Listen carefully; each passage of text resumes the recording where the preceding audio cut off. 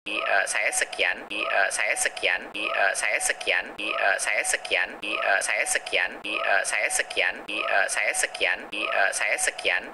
Dana BOS afirmasi ini adalah pendanaan yang diberikan khusus kepada sekolah negeri saja di daerah 3T. Dan BOS kinerja tadinya pendanaan yang diberikan untuk sekolah negeri yang berkinerja baik. Nah, perubahan yang terjadi, keputusan kebijakan kita karena adanya krisis COVID-19 adalah dua-duanya BOS afirmasi dan BOS kinerja sekarang difokuskan dan diprioritasi untuk daerah yang paling membutuhkan dan terdampak oleh COVID-19. Karena situasinya sekarang banyak sekali area yang ekonominya terpukul keras dengan adanya COVID-19. Bukan hanya di daerah-daerah 3T. Ada banyak daerah yang terpukul ekonominya keras yang mungkin tidak di daerah 3T, misalnya di beberapa daerah di kota-kota, ya, tapi yang daerah yang kemampuan ekonominya cukup rendah dan karena terdampak dengan berbagai macam pembatasan social distancing sehingga faktor ekonominya pun kita pertimbangkan. Dan yang tadinya ini hanya untuk sekolah negeri, kita buka pendanaan BOS afirmasi dan BOS kinerja untuk sekolah swasta. Kenapa kita lakukan ini? Karena kami sama seperti perguruan tinggi swasta. Sekolah swasta ini sebagai institusi mereka paling rentan karena banyak sekali pembayaran SPP mereka tertunda, banyak sekali orang tua yang tidak bisa membayar SPP pada saat ini, sehingga dari sisi keuangan mereka paling rentan. Dan yang kita tidak mau terjadi adalah banyak sekali sekolah-sekolah swasta yang akhirnya tutup karena kondisi krisis ekonomi yang disebabkan oleh COVID-19. Jadi ini adalah upaya pemerintah untuk memastikan memberikan bantuan untuk daerah yang paling butuh ini mendapatkan BOS afirmasi dan BOS kinerja, tapi bukan cuma sekolah negeri, tapi juga sekolah swasta yang menurut kami malah lebih lagi rentan di daerah-daerah. Berikutnya. Ya.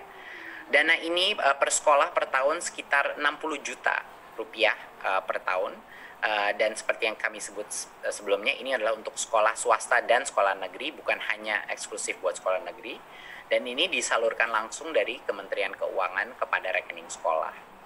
Ya, dan penggunaannya persis sama seperti BOS reguler, aturannya maksimum fleksibilitas. Bisa digunakan untuk pembayaran guru honorer, bisa dibayarkan untuk tenaga kependidikan yang non-guru, bisa digunakan untuk kebutuhan belajar dari rumah, pulsa, paket data, dan juga untuk protokol kesehatan COVID-19. Jadi ini sama prinsipnya sama BOS reguler, maksimum fleksibilitas dan agar kepala sekolah percaya diri untuk bisa menggunakan anggaran ini untuk segala kebutuhan sekolahnya di masa krisis.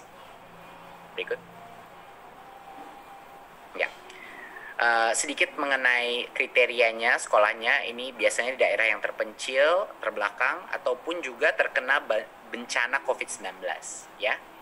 Dan dari sisi kondisi sekolahnya, sekolah dengan proporsi siswa dari keluarga miskin itu yang mendapat prioritas, dan yang menerima dana BOS reguler lebih rendah, dan juga yang memiliki proporsi guru yang tidak tetap yang lebih besar. Jadinya untuk sekolah-sekolah yang mungkin proporsi guru non-PNS-nya itu besar, itu juga mendapat prioritas. Ya, total dana BOS dan afirmasi dan kinerja kalau ditotalkan jadi sekitar 3,2 triliun, dan jumlah sasaran sekolah kita sekitar 56.000 sekolah di sekitar 33.000 desa atau kelurahan yang punya kebutuhan khusus menurut kriteria kita.